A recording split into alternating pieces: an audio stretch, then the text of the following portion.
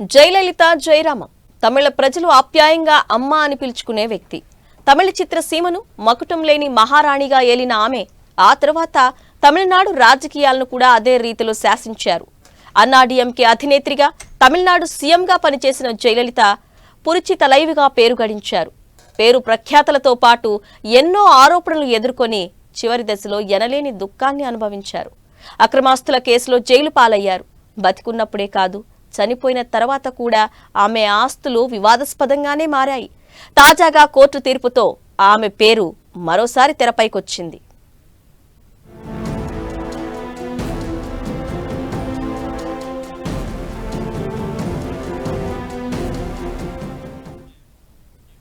పద్నాలుగేళ్ల పాటు తమిళనాడు రాజకీయాలను శాసించడంతో పాటు దేశవ్యాప్తంగా తనకంటూ ఓ ప్రత్యేక గుర్తింపు తెచ్చుకున్నారు జయలలిత. కానీ ఆదాయానికి మించి ఆస్తులు కూడగట్టుకున్నారన్న కేసులో దోషిగా తేలారు. అటు రాజకీయ విమర్శలు, ఇటు కేసుల ఇబ్బందులకు తోడు అనారోగ్యం ఆమెను మరింతగా కుంగదీసింది. ఈ క్రమంలోనే కన్నుమూసిన జయలలిత మరణం కూడా ఓ వివాదాస్పదంగానే మారింది.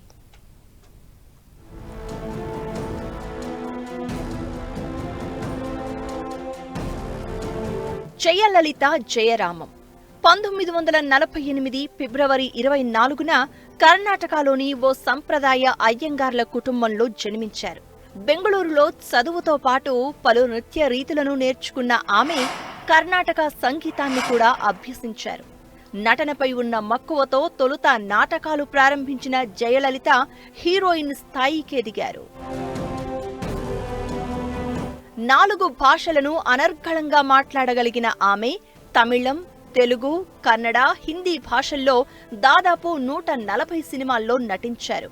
1981లో అన్నాడీఎంకేలో చేరిన ఆమె 1984లో తొలిసారి రాజ్యసభకు నామినేట్ అయ్యారు. సమస్యలపై పోరాటం చేసే తత్వం, మంచి వాగ్దాటి ఆమెకు ప్రత్యేక గుర్తింపు తీసుకువచ్చాయి. తమిళనాడు సమస్యలపై పార్లమెంటులో పలుసార్లు ఆమె గళమెత్తిన తీరుతో ఆ రాష్ట్ర ప్రజలకు ఎంతో దగ్గరయ్యారు జయ.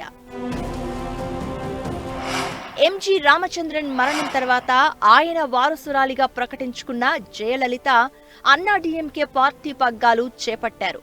43 ఏళ్ల వయసులోనే ముఖ్యమంత్రిగా బాధ్యతలు చేపట్టి అతి చిన్న వయసులో సీఎం అయిన మహిళగా రికార్డు నెలకొల్పారు. ఆ తర్వాత తన రాజకీయ జీవితంలో ఎన్నో ఒడుదొడుకులు ఎదుర్కొన్నారు జయలలిత. టాన్సీ భూముల కుంభకోణం కేసులో దోషిగా తేలడంతో 2001 ఎన్నికల్లో పోటీకి అనర్హురాలిగా ప్రకటించారు. 2002లో ఆ కేసులో విడుదలైన జయలలిత ఆడింపట్టి నుంచి ఎమ్మెల్యేగా గెలిచి మరోసారి ముఖ్యమంత్రి అయ్యారు. 2011లో తిరిగి ముఖ్యమంత్రిగా బాధ్యతలు చేపట్టిన జయలలిత 2014లో ఆదాయానికి మించి ఆస్తులు కూడబెట్టారన్న ఆరోపణలు ఎదుర్కొన్నారు. న్యాయస్థానం ఆమెను దోషిగా తేల్చడంతో మరోసారి సీఎం పదవికి రాజీనామా చేశారు. అయితే 2015లో ఈ కేసులో నిర్దోషిగా విడుదలైన జయ తిరిగి ముఖ్యమంత్రి బాధ్యతలు స్వీకరించారు. 2016 ఎన్నికల్లోనూ మరోసారి విజయం సాధించి మే నెలలో సీఎం పీఠాన్ని అధిష్ఠించారు. కానీ అదే ఏడాది సెప్టెంబర్లో అనారోగ్యానికి గురైన జయలలిత 74 రోజుల పాటు మృత్యుతో పోరాడారు. 2016 డిసెంబర్ 5న పరిస్థితి విషమించడంతో ఆమె కన్నుమూశారు. ఆ తర్వాత ఆమె మృతి నుంచి వారసత్వం వరకు అన్నీ వివాదాస్పదమే అయ్యాయి.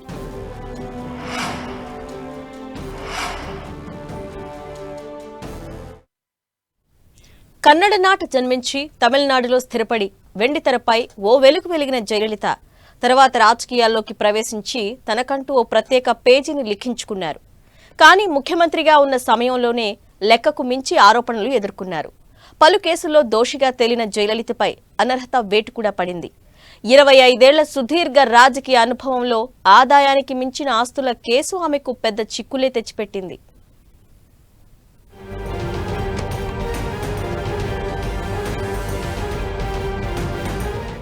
జయలలిత 1991-96 మధ్య కాలంలో తమిళనాడు సీఎంగా ఉన్నప్పుడు 66 కోట్ల రూపాయల అక్రమాస్తులు కూడబెట్టినట్టు ఆరోపణలు వచ్చాయి.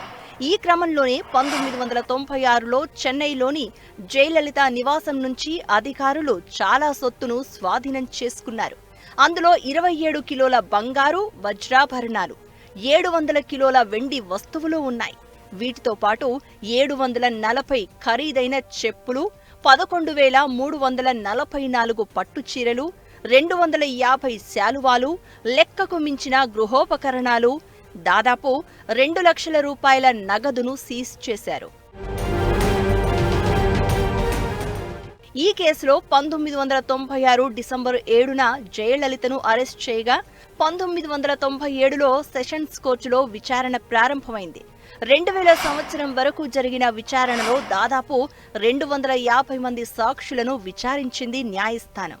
అయితే 2002లో జయలలిత మరోసారి ముఖ్యమంత్రిగా బాధ్యతలు చేపట్టారు. అయితే తమిళనాడు సీఎంగా ఉన్న జయలలిత కేసు అదే రాష్ట్రంలో విచారణ జరిపితే కేసు పక్కదోవ పడుతుందని డీఎంకే సుప్రీంకోర్టులో పిటిషన్ దాఖలు చేసింది. దీంతో సుప్రీంకోర్టు ఆదేశాల మేరకు కేసు విచారణను కర్ణాటకకు బదిలీ చేశారు. 2014 సెప్టెంబర్లో జయలలిత అక్రమాస్తుల కేసులో విచారణ జరిపిన స్పెషల్ కోర్టు జయలలితతో పాటు ఆమె స్నేహితురాలు శశికళ, ఇలవరసి, సుధాకరన్ను దోషులుగా తేల్చి 4 ఏళ్ల చొప్పున జైలు శిక్ష విధించింది. జయలలితకు 100 కోట్ల రూపాయలు, మిగతా ముగ్గురు ఒక్కొక్కరికి 10 కోట్ల రూపాయల చొప్పున జరిమానా విధించింది. ఈ కేసులో భారీగా జరిమానా విధించడంతో జయలలిత ఇంటి నుంచి స్వాధీనం చేసుకున్న సొత్తును వేలం వేయాలని న్యాయస్థానం ఆదేశించింది. ఆర్బీఐ, ఎస్బీఐ లేదా బహిరంగ వేలం ద్వారా వీటిని విక్రయించి జరిమానా మొత్తాన్ని జమ చేయాలని ప్రభుత్వాన్ని ఆదేశించింది.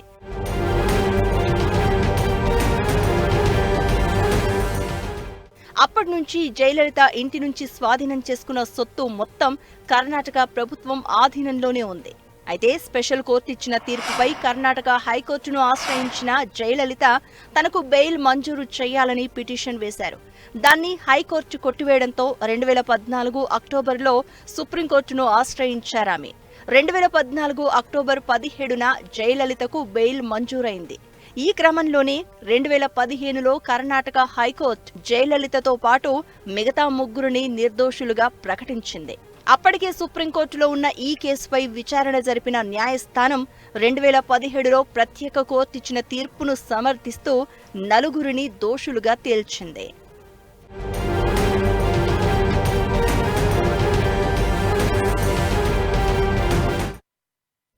తమిళనాడు మాజీ సీఎం జయలలిత అక్రమాస్తుల కేసులో కీలక తీర్పునిచ్చింది బెంగళూరులోని ప్రత్యేక న్యాయస్థానం.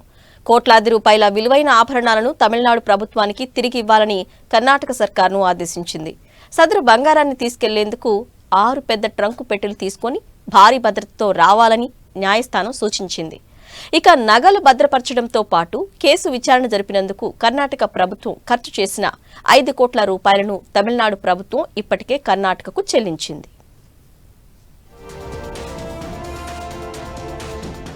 జయలలిత అక్రమాస్తుల కేసులో స్వాధీనం చేసుకున్న 27 కిలోల బంగారాన్ని తమిళనాడు ప్రభుత్వానికి అప్పగించాలని నిర్ణయం తీసుకుంది బెంగళూరులోని 36వ సిటీ సివిల్ కోర్టు. ఈ కేసు విచారణ జరుపుతున్న న్యాయస్థానమే జయలలిత ఆస్తులను వేలం వేయాలని ఓ ఆర్టీఐ కార్యకర్త పిటిషన్ వేశారు. దాన్ని తోసిపుచ్చిన న్యాయస్థానం తమిళనాడు ప్రభుత్వానికే నగలు అప్పగించాలని నిర్ణయించింది.